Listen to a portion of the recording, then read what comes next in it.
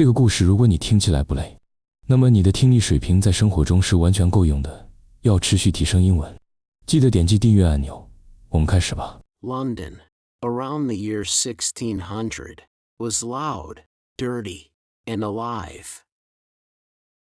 Horses pulled carts through wet streets. Bread sellers shouted in the morning fog.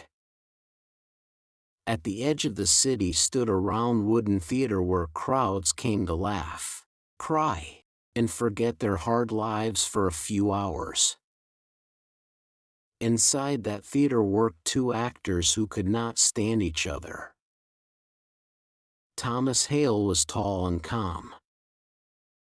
His voice was deep and smooth like slow river water. When he spoke on stage, the crowd went quiet. They believed every word.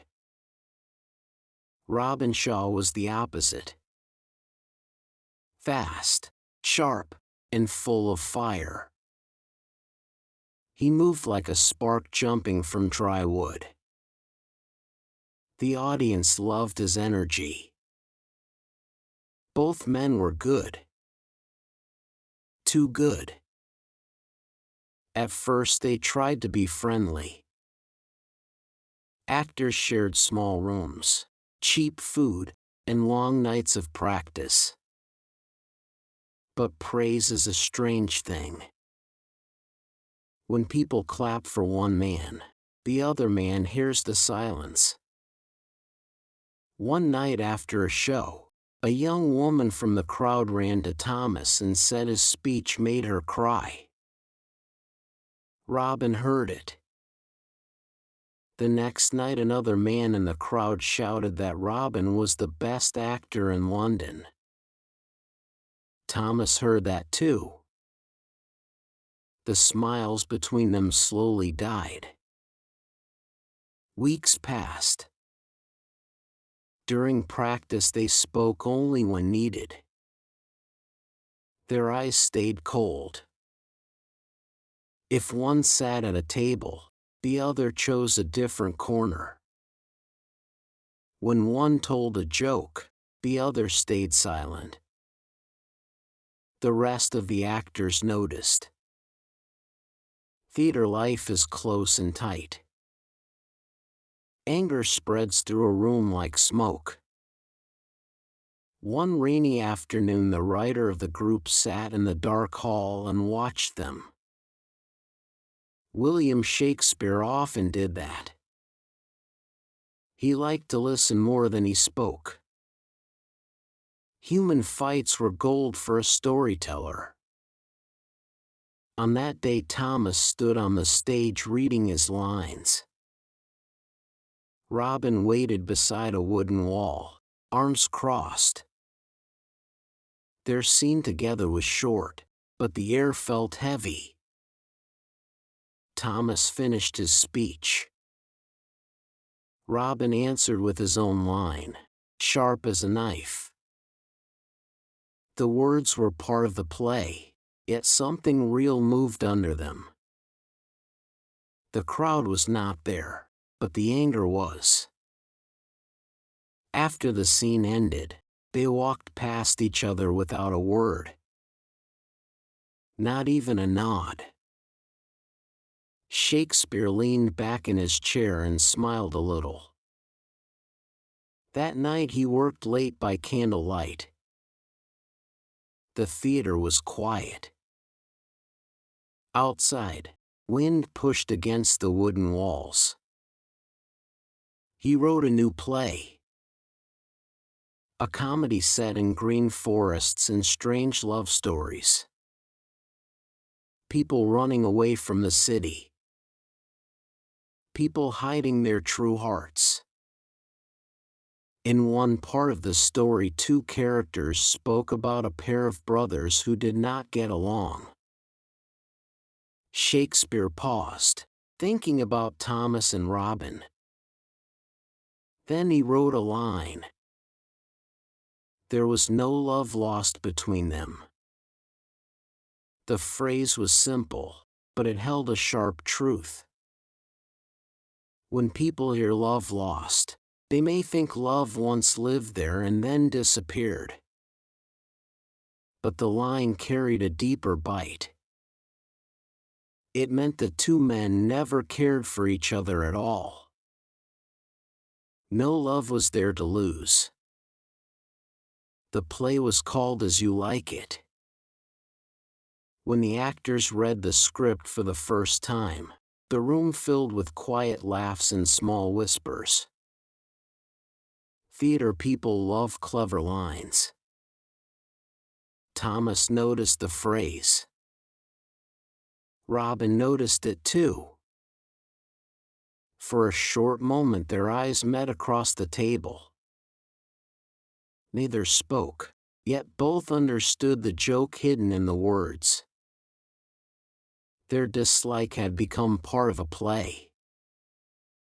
During the first performance, the theater was full. People stood shoulder to shoulder. The smell of rain, wood, and sweat mixed in the air. When the famous line came, the audience laughed. It sounded fresh and sharp. There was no love lost between them. The phrase rolled through the crowd like a small wave. After the show, people repeated it in the streets. London loved colorful language. Good phrases traveled faster than horses. Soon neighbors used it while talking about quarreling families. Shop workers used it when two buyers argued over bread. Sailors used it for rivals who fought at sea. No love lost between them. The line grew shorter with time. No love lost. It meant two people shared only cold space. No warmth. No kindness. Just quiet dislike. Years passed. Plays changed. Actors came and went. Thomas left the theater and joined another company in the north. Robin stayed in London and became known for loud comic roles. They never worked together again. If they heard the phrase later in life, neither spoke about where it came from. Still, somewhere in memory, each man could see that small wooden stage, the dark hall, the writer watching from the shadows. Human stories often live longer than the people inside them.